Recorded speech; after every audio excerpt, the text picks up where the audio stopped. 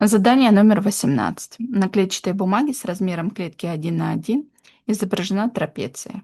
Найдите длину ее средней линии.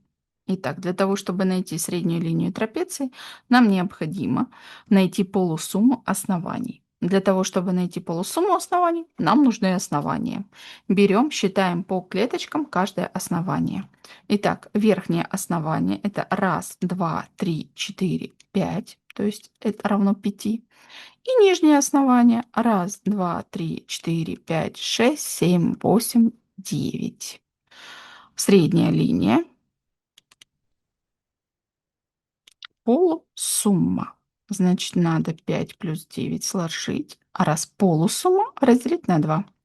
Получаем 14 вторых, а 14 делим на 2, получаем 7.